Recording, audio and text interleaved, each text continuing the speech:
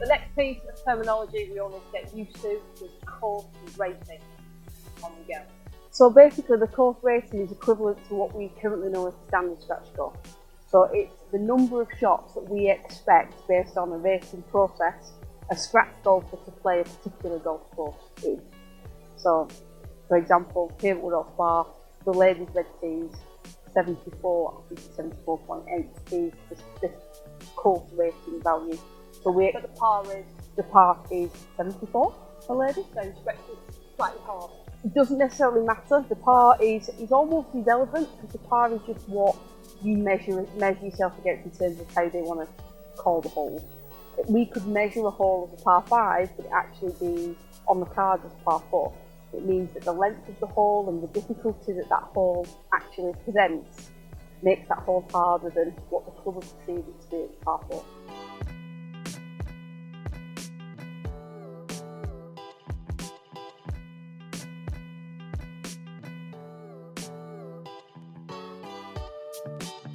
So in terms of deciding the rating, how then?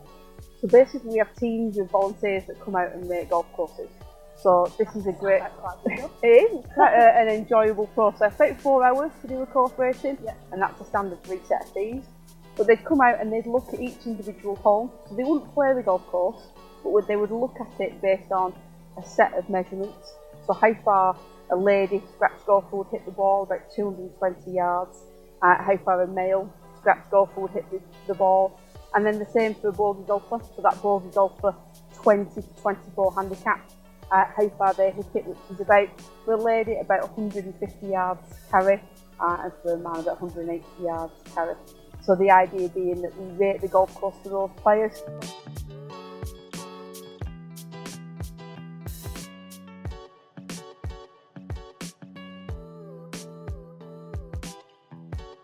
So the example that we've got in front of us here, a big carry, that's going to have one sort of like difficulty element. So this is the 7th hole for the Hodgkin. So the left to right dog leg. I would Heather at least 100 yards at least carry Heather in front of you. Yeah, and then you've got the dog leg to take into consideration as well. So for the bogey golfer, their biggest worry is going to be carrying Heather. Yeah. For the scratch golfer, it's going to potentially be running out of fairway for the dog leg. Yeah. So it's a balance between the two. So we're saying actually the scratch golfer is going to hit it perfectly straight, and they're going to go straight down the line of play of the hole. They're not going to try and cut the corner, which players in terms of when you look at the hole you may choose to do, but we have to rate in a standard way for everybody. So we play the line of the hole. So we would stand here and we'd laser out to normally another volunteer who's gone and trotted on ahead of us. We'd laser to them, find the landing zone, and then when we get to that landing zone, we have a look at what hazards are in those landing zones for each group of players.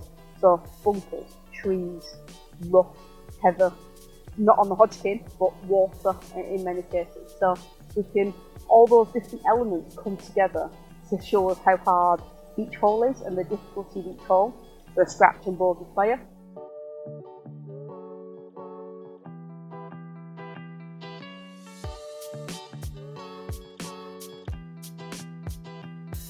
Put all that together, that gives us a course rating value. And you've rated all the golf courses for GB&I? So in terms of England, obviously I can explain, I can go from where we are. But yeah, within England we have a plan to rate all the golf courses. COVID's got in the way of a little bit in terms of it slowed that down.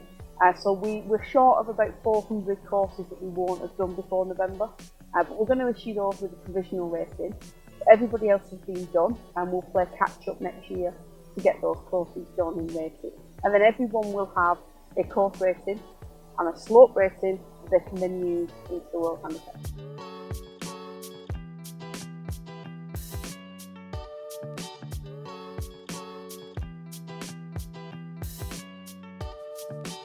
Something new to England golf, British golf, is slope rating. Now, I've seen it a lot in Europe. I got the impression that it was how hard a golf course plays. Is that right? Not exactly. You can't compare two golf courses. So you can't compare Valderrama and Woodhouse Bar. You can't use slope rating to compare those two. You do that with course rating because that's the same player. slope rating looks at the scratch golfer playing a particular golf course compared to the bogey golfer, and how much harder it is for that bogey golfer to play the course than it is for the scratch. So the idea being that if you've got a higher slope rating, the bogey golfer is going to need more shots to play that golf course to play for their handicap.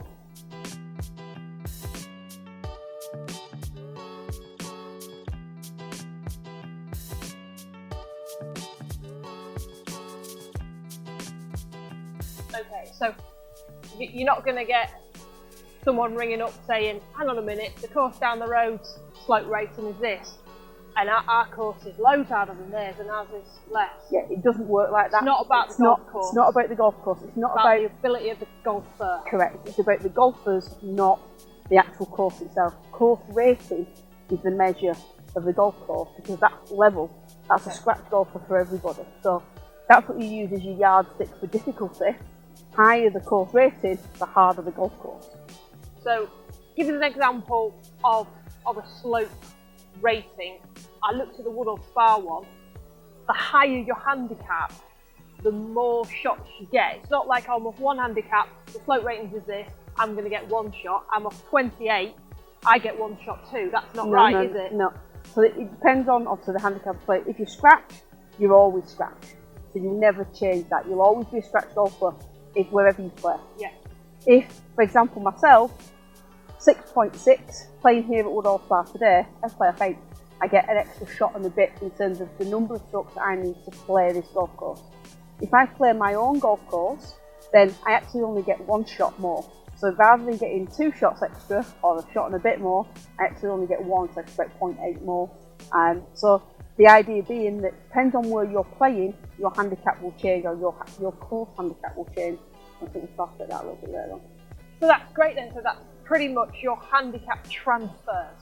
That's what Correct. You're saying. You can take it anywhere now. It's portable. Yeah.